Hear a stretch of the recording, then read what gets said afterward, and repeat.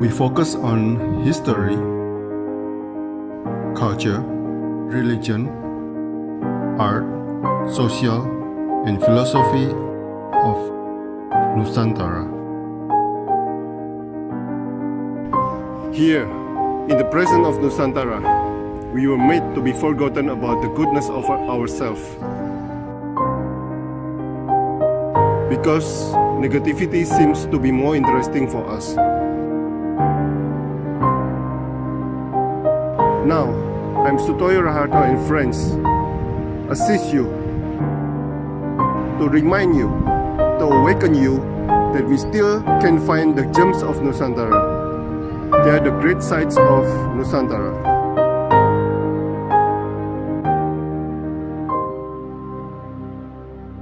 Selamat sore Gili, Ya, selamat sore juga Pak. founder Intelligence Music ya. Ya, Intelligence and Music. IMU sih biasa dipanggilnya. IMU Indonesia. Oke. Iya. Apa itu program IMU Indonesia dan tujuannya apa? Silakan. Oke, sebelumnya saya ucapin dulu thank you banget udah diundang di platformnya Bapak jadi narsum. Mudah-mudahan bermanfaat ya Pak ya. Ya, Sangat-sangat. IMU itu singkatan dari Intelligence and Music. Berangkat dari visi misi saya yang tadinya tuh pengen banget berbagi ilmu kepada masyarakat Indonesia bahwa pembelajaran musik ini tuh benefitnya banyak banget gitu loh. Nggak cuma melulu emphasizing di building skill-nya aja gitu. Jadi soalnya kan stigma-stigma yang masih beredar terutama di para orang tua yang ada di circle saya suka begini kalau datang ke saya. Eh, Mau dong belajar gitu, belajar sama kamu musik gitu. Tapi gini, tapi saya tes dulu nih 3 bulan nih, kamu tolong liatin anak saya berbakat apa enggak. Kalau anak saya berbakat, saya baru mau invest instrumennya. Kalau anak saya nggak berbakat, udah quit aja gitu. Dan dikasih rana waktunya 3 bulan gitu. Beberapa kali aku dapat kejadian kayak gitu kan. Nah maksudnya Wait, bentar. Tapi kalau biasanya sekali dua kali emang belum bisa lihat bakatnya anak ya? bakat itu sesuai kamus artinya aja kan kemampuan seseorang itu untuk menangkap lebih cepat gitu kan. Jadi nature or nurture sebenarnya balik lagi ya saya pribadi dan teman-teman yang banyak ini percaya bahwa sebuah skill itu semuanya di nurture ya Pak ya, di build gitu loh. Gitu. Balik lagi Pak mungkin pernah dengar yang namanya subconscious program. Subconscious program itu kan dibentuk dari umur 0 sampai 7 tahun, bahkan ada yang bilang dari waktu masih di janin, gitu kan. Nah, subconscious program itu terbentuk di sewaktu itu. Anak-anak yang umurnya masih di 0 sampai 7 tahun, itu kan consciousness-nya aja belum ada. Gelombang otak yang bekerja itu adalah theta, yang setara sama, eee, hipnosis. Hipnosis dalam arti gini, jadi kita yang jadi orang dewasa mau ngomong apapun secara, sengaja atau nggak sengaja, itu kan diserap semua sama anak-anak, unedited dan mentah-mentah loh. Misalnya seorang anak dikatain, "Kamu jelek ih jelek ih," lama-lama terus-terusan digituin, mungkin bercanda ya, "Ih hidungnya pesek," gitu, misalnya gitu ya. Udah gedenya percaya deh, dia akan menjadi minder, percaya dirinya kurang dan selalu menjadi, apa ya namanya, minder sama hidungnya, bentuknya gitu. Karena selalu diejek pesek gitu, contohnya salah satu gitu. Dan, secara kalau nggak sadar kita pun juga sering banget di-brainwash sama orang tua kita yang terdahulu. Contohnya, selalu dibilangin, "Laki-laki harus kuat, tidak boleh nangis," gitu kan. "Kalau nangis kayak cewek," gitu kan. Loh, manusia itu kan lumrah ya, ngerasain perasaan sedih, rasa marah, itu semua manusia sama, bisa ngerasain perasaan yang sama, gitu loh. Jadi, karena subconscious program itu terbentuk di usia tersebut, maka buat saya yang jadi orang tua, yang jadi edukator, lebih mindful lah ketika berkata-kata. Terutama apalagi kalau ingin membuat anak ini bisa menjadi, berkemampuan sebuah skill. Mau itu skill musik, mau skill menggambar. Nah, jadi berangkat dari visi misi saya yang ini, pengen banget gitu loh nyebarin message ini ke masyarakat bahwa skill ini tuh juga perlu waktu dan proses untuk di-build, nggak bisa cuman oke 3 bulan aja tak lihat nggak ada bakat, off langsung gitu, gitu loh.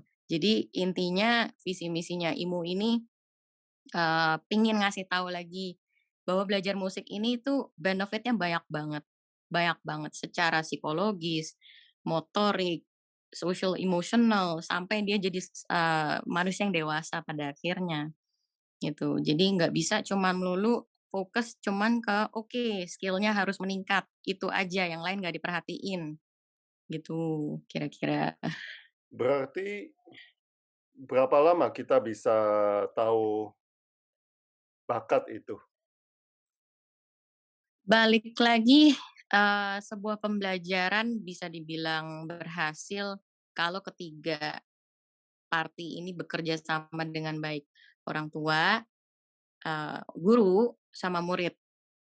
Misalkan kalau orang tuanya yang punya ambisi gitu, tapi, mungkin anaknya nggak mau gitu kan, ya nggak akan terjadi juga gitu loh, mau dibilang bakat ataupun enggak. Misalkan guru sama muridnya udah oke gitu, tapi orang tuanya cuek misalnya. "Saya kan kerja," misalnya dia bilang, "saya nggak bisa nemenin anak saya latihan. Itu tugas kamu yang jadi guru, buat didik dia jadi gitu skill-nya." Itu juga kurang maksimal akhirnya, gitu loh. Mau dibilang berapa lama nggak bisa dipatokin, balik lagi, support dari orang tua, guru, dan si murid ini bisa nggak, gitu. Mhm. Oke, tadi kan dikatakan bahwa bakat itu nurture, Yes, tapi kan memang ada beberapa anak nggak suka bidang studi ini gitu, ada kan? Secara ada dong, nature. pasti Ya, ya. pasti pasti. Nah, Gini, apakah mhm, ya, apakah jadi, bisa nature versus nurture. Nature sendiri yang balik lagi aku bilang bakat itu artinya sendiri kan daya tangkap yang lebih cepat dibandingkan orang lain. Nah, balik lagi kalau maunya dikembanginnya di mana, ya itu kan pilihan juga ya, pilihan orang tua, apapun anaknya juga mau atau enggak, harus dilihat gitu.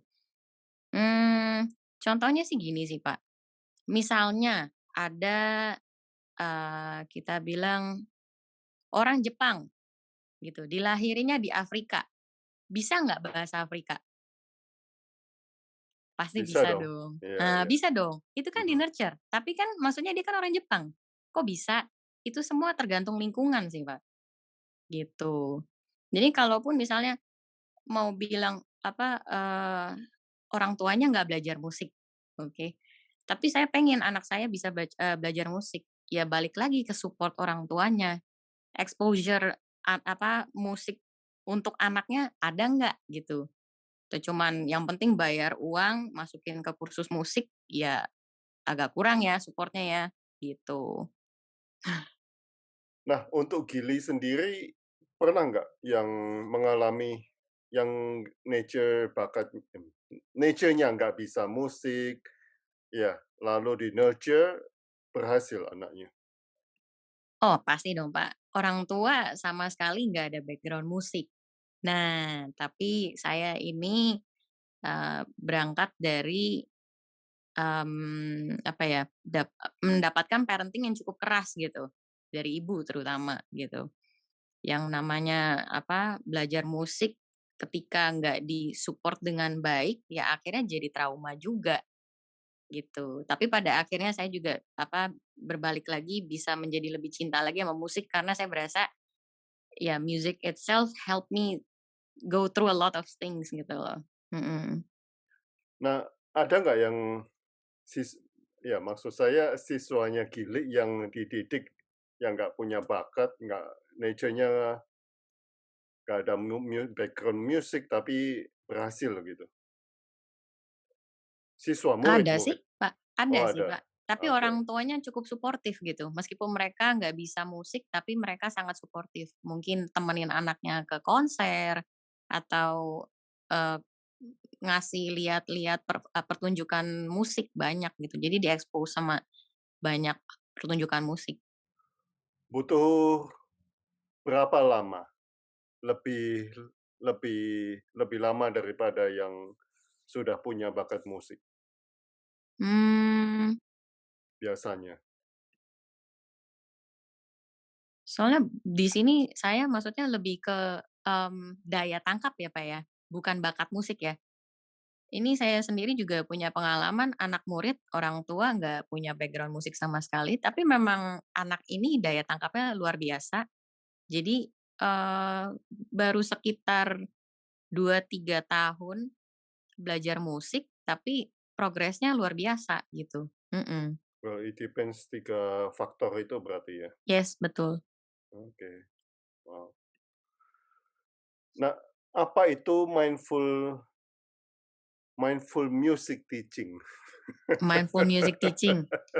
Jadi Mindful ini mengajar dengan benar-benar aware, be present, oke, menerima setiap kondisi anak itu berbeda. hmm, Kadang tuh yang jadi orang tua atau jadi guru tuh masih suka hidup di masa lalu. Misalkan gini, apa, marahin anak muridnya atau anaknya gitu ya, "Ah kamu gini aja nggak bisa main, saya dulu," gitu, diajarin misalnya sama guru saya, "Lagu ini aja bisa kok," gitu. Kita kan secara nggak sadar udah membandingkan masa lalu kita sama anak ini yang ada di sekarang ini gitu, ya kan? Tanpa disadari kita berarti nggak menerima kondisinya dia yang berbeda. Secara manusia itu kan terciptakan coping mechanism-nya berbeda-beda gitu kan. Jadi benar-benar ketika kita ngajarin seorang anak, ya kita be there, be present gitu loh. Sekarang anak ini butuhnya apa? Jangan selalu meng-compare dengan mungkin masa lalu kita atau mungkin meng-compare dengan, murid yang lain gitu. "Eh, si ini aja bisa loh, kok kamu enggak?" Gitu kan. Itu kan nggak baik. Heeh. Jadi wow. harus aware, benar-benar aware. Nah, apakah, istilah mindful ini sekarang lagi ngetren? 20 tahun yang lalu mungkin waktu saya belajar mindful ini nggak begitu ngetren. Apakah memang mindful music teaching ini lagi ngetren atau bagaimana?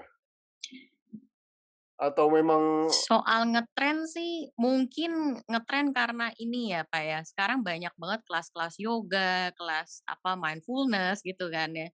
Cuman kalau di sini saya bikin mindful music teaching itu sama sekali nggak ngikutin tren sih.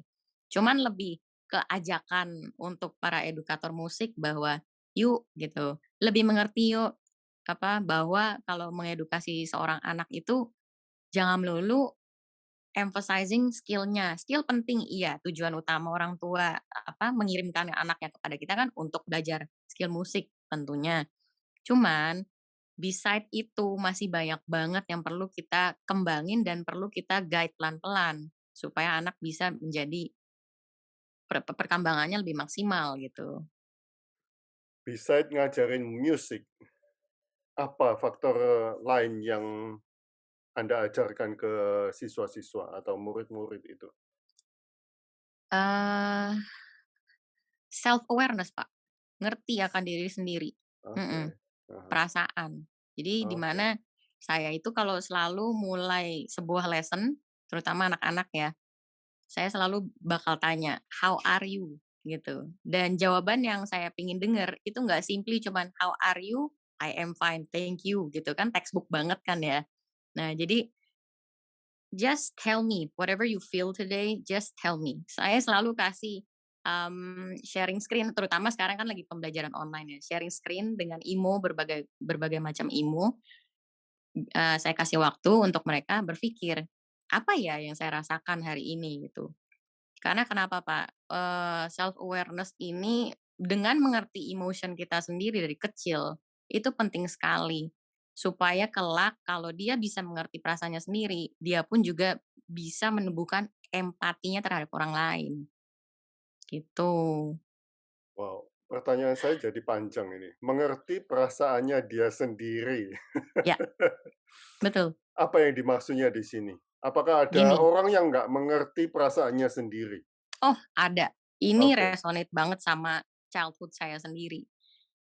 Balik lagi, saya itu waktu kecil ya parenting Asian parenting lah ya, Pak, ya, kalau Bapak tahu. Kalau anak nangis, stop nggak? Kalau nggak, sentil gitu kan. Nggak boleh marah-marah, marah itu nggak baik gitu kan. Jadi itu kan apapun si anak, perasaan anak selalu di-dismiss. Itu kejadiannya sama saya gitu. Saya nangis disuruh stop, ketika saya ngerasa gusar gitu disuruh stop juga.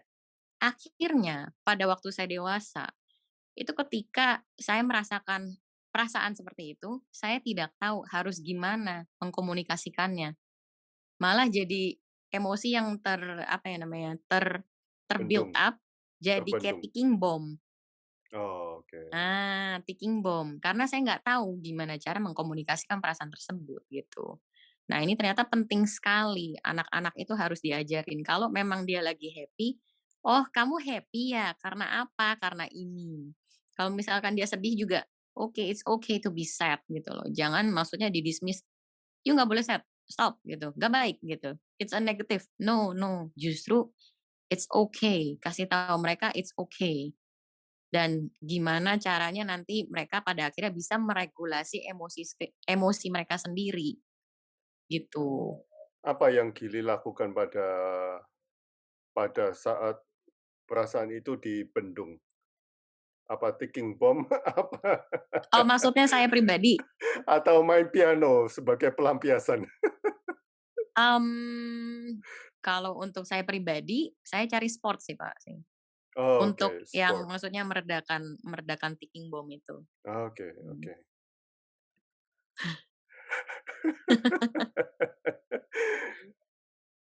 Ya, oke. Bagaimana kita sebagai pelatih musik dan siswa musik mengetahui kita sedang mindful atau tidak?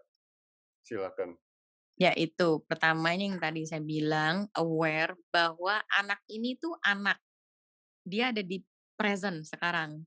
Jangan ketika kalau dia nggak bisa atau maksudnya, meskipun dia bisa gitu, tapi kita ngawang-ngawang mikirnya, "Wah anak ini pinter nih, bisa nih saya jadiin seperti Langlang," misalnya. Pengen dia seperti Langlang, tapi kan maksudnya itu nanti gitu loh. Fokus aja dulu sama sekarang di dia gitu. Dan juga yang tadi saya bilang, jangan bandingin, misal kalau dia nggak bisa, "Oh gitu aja nggak bisa, kamu gimana sih?" Gitu, "Saya aja dulu bisa kok," gitu. Atau ketika apalagi nih yang paling krusial, kita sendiri yang jadi pengajar mungkin punya masalah, pasti ada dong masalah pribadi. Nah, tapi jangan maksudnya dilampiaskan sama anak tersebut, harus bisa bedain realitanya gitu. Jadi harus bisa selalu separate professional, personal. Kadang kan namanya manusia kalau lagi nggak aware ya gitu, dia marahnya sama siapa, nanti anak muridnya yang kena, kan kasihan, gitu. Ya, saya bisa ngerasain itu. Oke. Nah, oke, kembali ke pertanyaan yang pertama. Jadi, IMUM Indonesia ini adalah untuk mengedukasi khalayak umum agar mereka tahu seberapa pentingnya pendidikan musik, begitu? Iya, betul. Oke. Selama ini kita sering melihat orang bermain musik.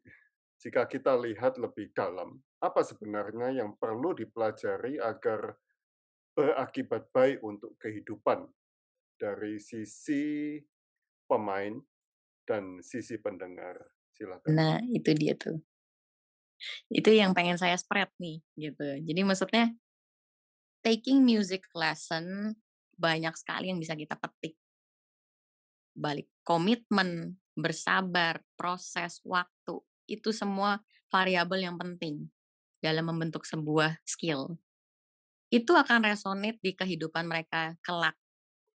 Pas nanti anak-anak itu sudah dewasa, pasti dong punya personal life, personal problems, mungkin di hubungan percintaan, mungkin di hubungan pekerjaan, atau membangun sebuah bisnis. Itu akan apa, kurang lebih udah dipersiapkan di pengajaran musik. Misalnya mereka lagi ketemu lesson yang mungkin susah, "Aduh kok bagian ini susah ya, gue nggak bisa lewatin," gitu. Gimana cara mereka supaya bisa solving problem, di situ pun diasah. Ataupun misalnya, "Aduh lesson ini membosankan," gitu. Ya kehidupan juga pada akhirnya pas nanti dewasa juga begitu kan, rutinitas. Tapi gimana kita harus self regulate untuk menghadapi kenyataan seperti itu. Nah, dengan adanya pembelajaran musik, anak-anak itu sudah disiapkan mentalnya ke sana, ke kehidupan yang nyata ini gitu. Mhm. Oke, selain anak ya. Oke, kita kan bicara anak dari tadi. Tapi murid Gili yang paling tua, yang paling senior itu umur berapa? Paling senior untuk saat ini, Yang mulai dari baru nol, kenapa sorry? yang mulainya yang mulai belajar musik dari nol. Sekarang baru selesai kuliah. Bisa itu mereka. Karena dia nggak jadi profesional, tapi jatuhnya musiknya menjadi hobi gitu. Menjadi Oke. sebuah media untuk dia regulation emosinya dia. Oh, oke, oke. Mhm. Wow. Nah, wow. Sebentar saya selesaikan. Ya, pertanyaan saya belum terjawab Ya, sebetulnya. Kita kan sering mendengar musik ya. Nah, pertanyaannya adalah bagaimana kita bisa mengerti musik ini efek efek untuk kita dengan baik gitu loh. Ngerti maksud saya ya? maksudnya lebih ke di sini kita lebih ngomongnya fungsi terapeutiknya ya, Iya, iya, affecting mood kita gimana. iya. Dan juga ke dua sisi kan, yang satu pemainnya, yang satu juga pendengarnya. Kan kadang kita, ada orang main musik tapi nggak tahu itu ada good effect atau bad effect-nya ke dia gitu loh. Ke si pemainnya sendiri. Si pemainnya sendiri dan juga pendengarnya begitu. Nah, kita gimana bisa tahu bahwa sebuah musik itu is good for our mental? There's no such thing as good or bad sih, Pak. Oke, Jadi balik lagi ini preferensi ya, kalau untuk yang pendengar ya, pendengar. Kadangkala ada orang mungkin mood-nya, lagi nggak baik, dia lagi pengen nangis, ya silakan gitu, dengerin musik yang memang mungkin untuk dia resonate liriknya ataupun melodinya, kalau itu bisa membantu dia untuk nangis, ya itu baik dong, gitu kan. Nah, misalkan kalau ada orang yang mood-nya lagi baik, terus dengerin musik yang sama dengan orang yang tadi, tapi bawaannya jadi mellow, ya berarti kan nggak baik untuk dia. Jadi there's no such thing as good or bad sih, tergantung preferensi dan, eee, kebutuhannya dia pada saat itu apa, oke, it depends gitu. on ourselves berarti ya? Yes, Oke, oke. mhm. Tadi ada pertanyaan terlewat tadi sebentar Yang saya ingat-ingat pendengar, dulu. itu dari sisi pendengar. Kalau Ya, dari pemain ya, maksudnya nih? pemain. Mmm, Pemain rata-rata apalagi kalau yang udah, ini ya, biasanya pemain itu sudah memilih genrenya masing-masing. Makanya ada yang namanya pemain jazz, ada pemain klasik, ada pemain dangdut ataupun keroncong gitu. Balik lagi sih preferensi, Pak. Apa yang pengen mereka pelajarin lebih dalam, ya it's good for them gitu kan. Ya apa yang mereka nggak pengen pelajari ya ya memang nggak cocok aja gitu loh. Mhm. Untuk baik dan buruknya, ya balik lagi buat saya bilang Depends yang ya. saya bilang, there's no such thing as good or bad gitu. Oke, kalau di seni rupa ada abstrak ya, ya, which is amburadul lah kalau bahasa awamnya. Kalau di musik ada nggak seni musik? Di music, terutama saya sendiri kan berangkat dari classical music ya. Jadi dibagi jadi 4 zaman sebenarnya. Jadi 4 zaman itu, zaman pertama adalah periode barok, periode kedua adalah klasik, ketiga adalah romantik, dan 4 20th century sampai musik kekinian. Itu sih, setiap genre itu punya tekstur yang berbeda, punya, bentuk yang berbeda. Mhm. Oke, cuma cuma dipisah genre ya berarti ya? Dan genrenya sendiri juga masih luas sih, Pak. Oke, Mhm, oke. mhm. Maksud saya ada nggak yang amburadul seperti abstrak gitu? Ada Oh ada? ada, avant-garde, Oh, mhm, oke, mhm. oke, oke. Nah, berapa persen musik mempengaruhi kehidupan manusia secara general? Apakah suara alam juga dianggap sebagai musik? Silakan. Mmm, berapa persennya saya nggak bisa patokin, tapi yang pasti saya bisa jawab gini, musik sendiri itu kan artinya suara-suara yang di-arrange sedemikian rupa menjadi sebuah komposisi. Ada ritme, ada melodi, ada harmoni, ada timbre, dan sebagainya. Mmm, di tubuh kita sendiri aja, itu ada salah satu unsur dari musik, gitu, which is our, Oh, eee, detak jantung dan detak nadi. Itu kan selalu ketukannya sama, gitu kan, stabil. Mmm, mempengaruhi seberapa banyak? Banyak sekali sih, Pak, besar sekali gitu. Mau dibilang kemana aja kita pergi, musik itu selalu ada. Ketika kita ke rumah sakit misalnya, kita berobat, pasca operasi ataupun sebelum operasi, itu ada yang namanya music therapy. Music therapy yang hanya boleh dilakukan oleh sang music therapist ya, itu di rumah sakit. Eee, setelah persalinan pun juga diperdengarkan musik, sebelum pun juga begitu. Kita ke kafe, di mana kita makan, pasti selalu ada musiknya juga. Kita ke wedding, selalu ada musiknya. Bahkan ketika kita ke, rumah duka pun, selalu ada musiknya. Jadi buat saya sih musik, it's a huge part in our life sih, Pak. Huge part in our life. oke. Mhm. Suara alam bisa nggak dianggap sebagai musik? Bisa, bisa banget. Ketika kita misalnya ngerasa overwhelmed tinggal di kota gitu, yang kita cari apa? Ke alam kan. Kita kita, nyari nyari hutan, mungkin camping ataupun apa. Kalau di situ kita aware, kita mindful gitu, bisa dengerin suaranya jangkrik, suaranya insek-insek lain yang berbunyi. Kalau diperhatiin bener-bener, itu mereka ritmenya bisa sama gitu, tetap konstan. Nah, itu pun juga bisa dianggap musik, ya organic music jadinya. Oh, organic music. Oke, teman-teman ada Gitu. yang mau bertanya? Gili sering mengutip banyak dari mengutip kutipan dari banyak pemusik ternama dunia. Mhm. Apa kutipan Gili untuk kita-kita yang masih awam banget terhadap musik? Apa Silakan. ya? Waduh, pertanyaannya berat ya. Apa ya? Ini saya cuma bisa bilang music is a very powerful tool. Benar-benar bisa mempengaruhi begitu banyak orang. Contohnya, ya balik tadi yang saya bilang, kalau kita bicara music therapy, itu kan, eee, banyak kondisi pasien yang mungkin demensia, yang pikun, ataupun yang pasca operasi, ataupun yang kena stroke. Itu ketika diberikan music therapy, itu efeknya luar biasa, Pak. Dari demensia yang mungkin tadinya apapun sudah lupa, ketika dia diperdengarkan sebuah musik, somehow dia bisa tiba-tiba inget nama anaknya, atau tiba-tiba bisa relate sama musiknya, bisa inget liriknya, gitu. Oh, Eee ini benar terjadi ya?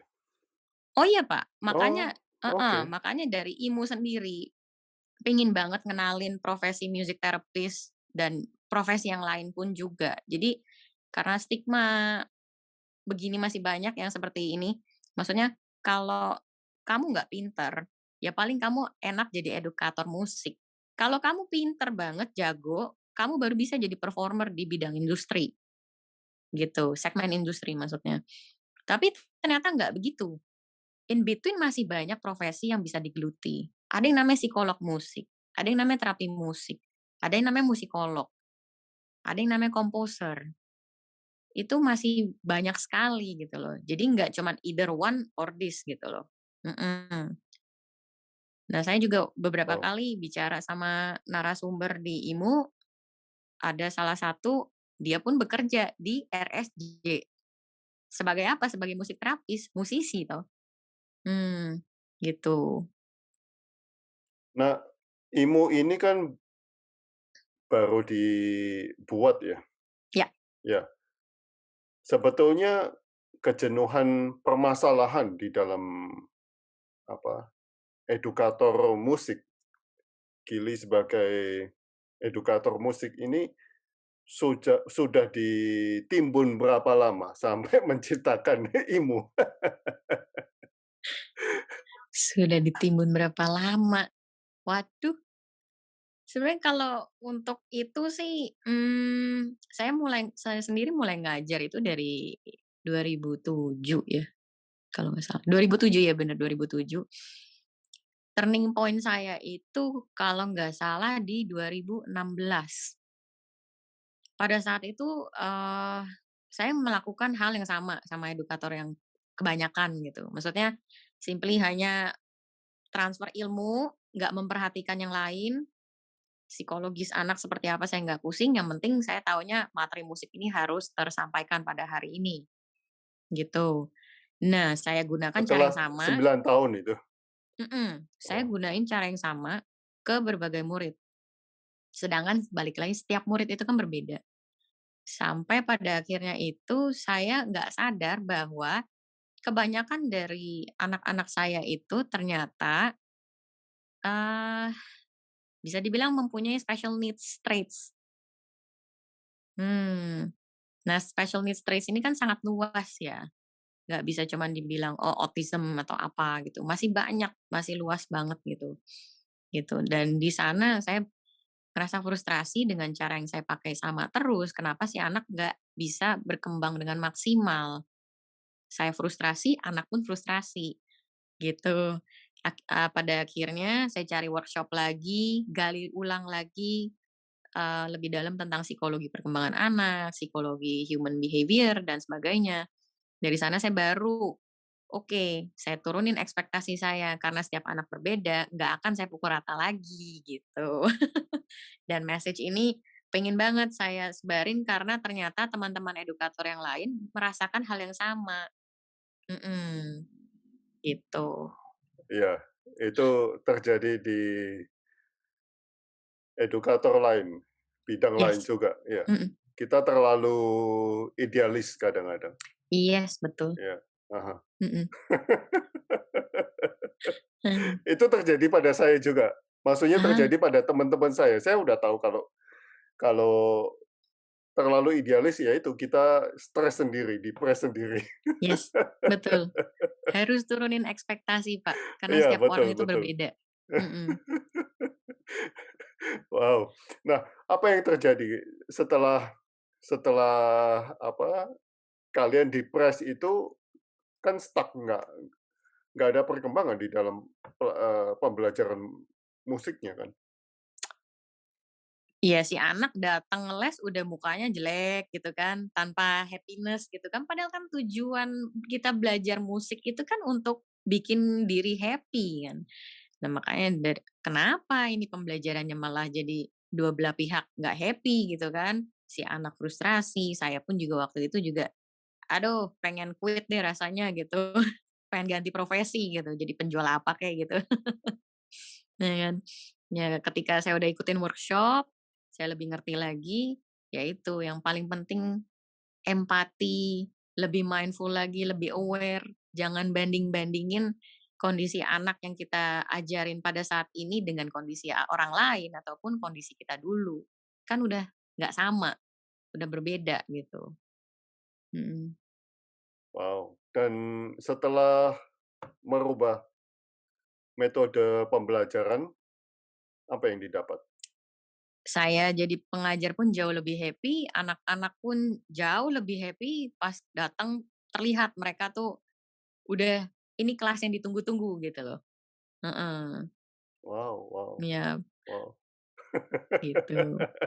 Pembelajaran juga tentunya lebih maksimal gitu. Ketika saya nyampein sebuah materi dan mereka lebih bisa, "Oh gini toh," gitu. Wow, berarti Anda termasuk perfeksionis dong? Perfeksionisnya gimana dulu nih?